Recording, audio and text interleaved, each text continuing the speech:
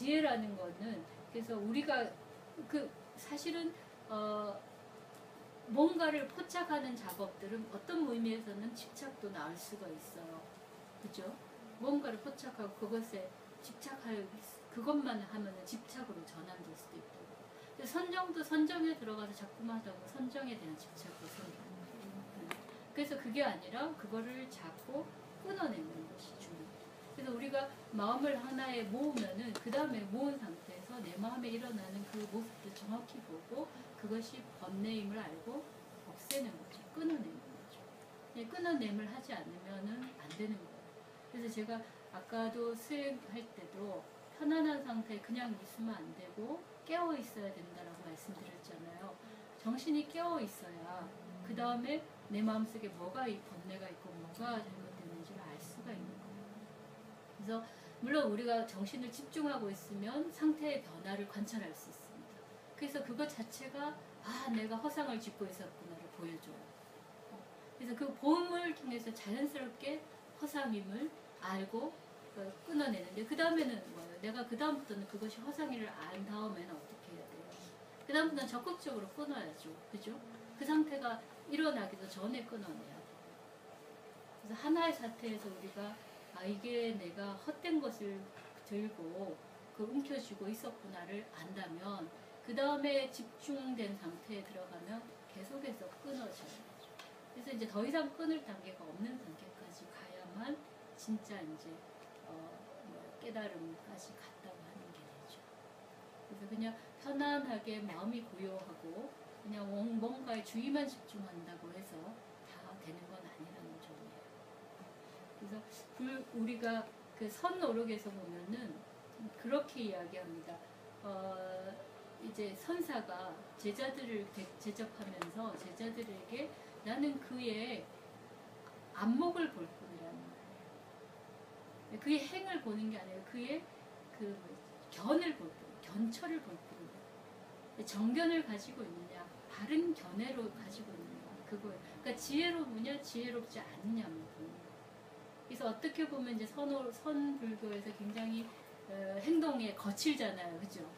막 때리고 뭐 욕도 하고 또 심지어 파괴 행동도 하고 그러는데 그것보다 더 중요한 거는 그 사람의 정견인 거예요.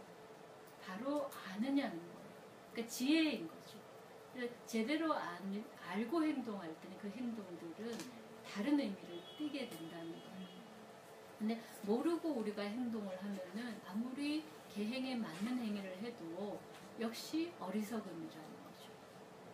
그래서 물론 그러다 보니까 선불교에서 그냥 막행막식하고 아무렇게나 하는 것이 또 도인 것처럼 착각하고 문제가 크게 발생했기 때문에 지금은 그렇게 안 하고 개인도 지키면서 바르게 사는 거를 이제 우리가 이야기를 하지만은 굉장히 중요한 지점은 해가 열리지 않고서 그 행을 논하는 거는 이게 낮은 수준이라는 거죠. 예. 그래서 선정을 아무리 많이 한 사람도 거기서 지혜를 개발하지 않으면 선정을 백날해도 소용없어요. 그렇다고 선정 안 하고 지혜롭게 된다. 이것도 쉽지는 않은 일이기 때문에 우리가 뭔가 하나를 이렇게 고집하고 그것이 내 수행이고 나는 엄청 수행 많이 한 사람이라고 한다면 그건 아닌 거죠. 네. 그래서 이 대목도 여러분들이 정말 잘 보시고 그래서 집중하는 힘 분명히 필요해요. 집중하는 힘이 없이 지혜가 발휘되기 힘들다는 건 아까 그 비유에서 볕달이 움켜쥐지 않으면 끊기가 훨씬 더 힘들다는 거죠. 근데 움켜쥐고 나서 그 움켜만 쥐고 있으면 어떻게 돼요? 그 집착인 거예요. 움켜쥐고 뭐 하자는 거예요. 그러니까 끊어야 돼요. 네. 번뇌의 초를 끊어요. 그 다음은요. 계행의 특징에 관하여 왕은 물었다. 존자여, 또 그 밖의 선법이라고 하셨는데 그 선법이란 어떤 것입니까? 대왕이여, 계행, 신행, 정진, 전념, 정신통일, 지혜 등의 선법입니다. 계행의 특징은 무엇입니까? 계행은 일체 선법의 근거가 됩니다. 즉 오근과 오력, 칠각지, 팔정도, 사념처, 사정근, 사신족, 사선, 팔해탈, 사정, 팔등지 등 하나하나가 모두 계행을 근거로 확립됩니다. 계행이 확립된 사람에게서 일체의 선법은 결손되는 일이 없습니다. 신뢰를 들어주십시오.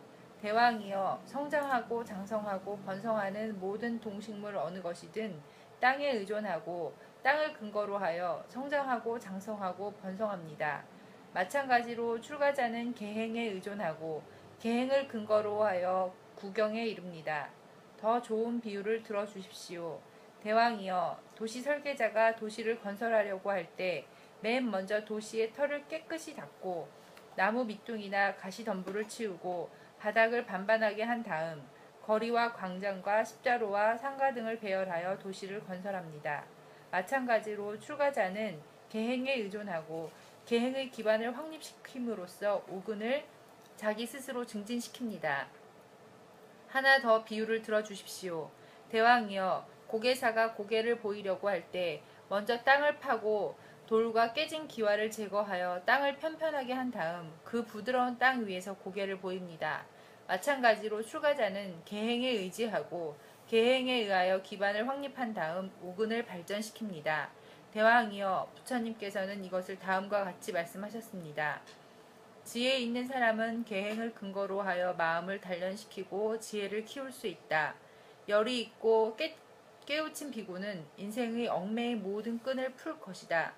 마치 돼지가 생물의 근거가 되듯이 계행을 닦은 최상의 바라제 목차는 선을 증대시키는 근본이요 또 부처님의 가르침으로 들어가는 문지방이다.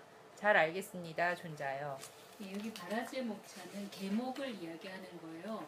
그냥 이건 이제 산스크리트어인데 바라제 목차는 계목 그걸 이야기하는 거니까 우리가 뭐 비구는 뭐 348개 뭐 비구는 168개 그런 숫자는 저는 굉장히 약하니까 저한테 묻지 마시고 그건 여러분들이 사전 찾아보시고 그래서 하여튼 그런 것들을 지키기 할 때 그 조막들을 바라제 목차라고 그래요. 그리고 지금 말씀한 것처럼 이제 개가 중요한 거는 터전이기 때문에 그래요. 모든 선이 증장할 수 있는 터전이기 때문에 그렇죠. 근데 터를 닦지 않고 뭐 집을 세울 수 없는 것처럼 아무리 좋은 목재와 그 건축 자재가 있어도 터가 안 닦이면 안 되는 거거든요. 근데 정말 이거는 정말 그렇습니다. 여러분들이 스님들을 비판하고 스님들에게도 그런 이야기를 할 수 있지만 제가들 역시도 마찬가지예요. 수행을 한다고 할 때 이거가 갖춰지지 않으면 안 되는 것 같아요. 그래서 요즘에 이제 뭐 여러 가지로 이렇게 쉽게 수행하는 방법 뭐 그런 거 많이 이야기하잖아요. 뭐 그래서 이제 뭐 보면은 그런 단체들이 많이 있어요. 마음 수련원이니 뭐니 이런 게 많이 있거든요. 그런데 가면은 말씀들을 이건 굉장히 쉽다. 그리고 빨리 효과가 난다. 이런 이야기들을 해요.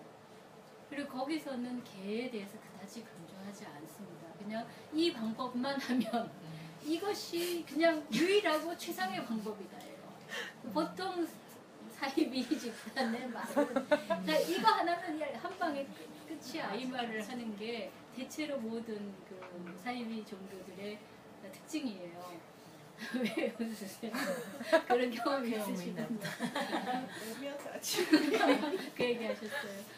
그래서 그 여러 지금 저도 이제 한참 떨어져 있다가 최근에 이제 작년에 강의하다가 이제 그런 이야기를 그 강의 듣는 분이 해주셔서 그런 이야기를 다시 이제 상기를 했는데 현대 사회에서 사람들이 마음이 이렇게 들쑥날쑥하니까 이게 빠르게 효과적으로 이거 하나면 뭐 이런 식으로 선전하는 종교가 사유리 집단이 굉장히 많아요.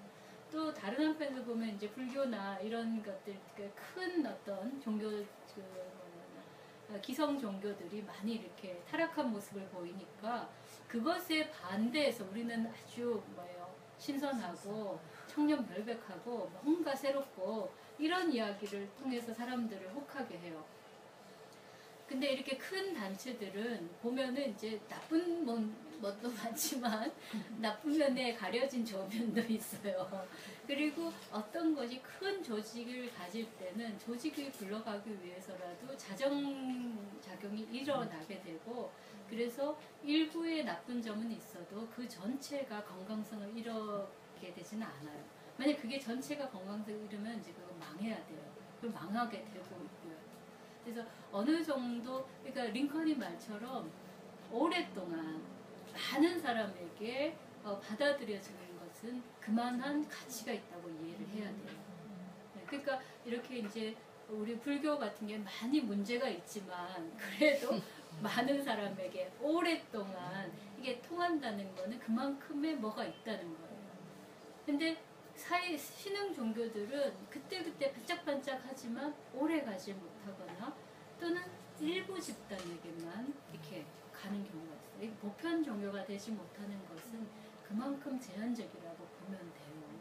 근데 제가 말씀드리려는 거는 그럴 때 이제 개라는 것이 굉장히 중요해요. 근데 속성으로 빨리 이렇게 하는 말들 속에는 개를 이야기를 하지 않고요. 제가자들은 특히나 우리는 출가하거나 이렇게 개를 받거나 이런 게 없기 때문에 이거 없이도 우리는 우리 생활하면서 충분히 할 수 있어. 또 그렇게 한다라고 말을 해요.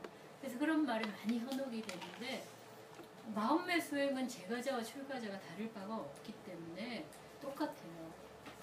출가자가 다른 점은 개를 받는다는 점 때문에 다른 거고요. 그 점이 다르다는 거는 그 점에서 더 준비가 됐다는 이야기일 뿐이에요. 여러분들이 출가자와 똑같은 수행을 하고자 한다면 역시 마찬가지로 그만한 계획을 해야 됩니다. 결코 이렇게 형식적으로 받지 않았다 하더라도 조항의 문제는 아니잖아요. 불교의 계율이라는 게 조목의 문제가 아니었기 때문에 그건 결국은 마음을 순화시키고 나쁜 짓 하지 않고, 그죠? 그리고 마음을 깨끗하게, 그러니까 스스로가 자기 삶의 어떤 절도를 가지고 하는 것이에요. 절집에 들어가서 처음 보면 얼마나 까탈스럽습니까? 시간 맞춰서 일어나야지, 밥 먹는 시간 정해져 있지, 밥도 그냥 못 먹죠. 해가지고 시작하잖아요. 근데 그런 일들이 어떻게 보면 굉장히 사소하고 또 굉장히 형식적으로 보이지만, 제가 그 생활을 쭉 하고 나서 느끼는 거는 그것이 진짜로 몸도 달라지게 하고요. 그 다음에는 생활에 어떤 절제를 줘요. 자기도 모르게.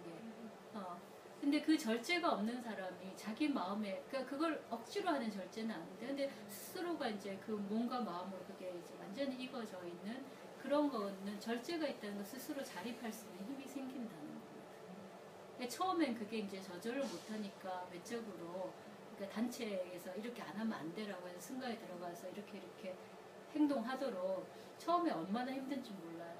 행자 생활하는 사람도 힘들고 그 사람 가리키는 사람도 힘들어요. 그래서 그 행자 교육원에 가서 이제 스님들, 이렇게 행자님들 교육할 때 저도 행자로도 가봤고 또 스비사로도 가보고 하는데 둘 다 힘들어요. 그 스비사 하는 거는 제가 행자 때는 그게 뭔지도 몰랐는데 스비사 할 때 보니까 진짜 힘들어요. 계속 돌아다니면서 제대로 했는지 안 했는지 보고 나오면은 3시간 들어갔다 나오는데 양발이 새까매져 있어요. 그만큼 많이 이제 돌아다니고 보고 신경을 쓰고 한다는 거거든요. 그렇게 양자가 힘든 과정을 거쳐야 이제 몸도 마음도 조금은 익어지는 거거든요. 근데 이제 그런 과정을 통해서 점점점 자기 생활의 절도를 지키다 보면, 저는 이제 혼자 살잖아요. 그러니까 언제 일어나고 언제 자고 누가 뭐라고 안 하죠. 그런데 물론 그래서 저도 마음대로 하는 부분도 있지만 제가 한 20년을 그래도 대중생활을 했기 때문에 그렇게 많이 흐트러지지 않는 거예요. 설사.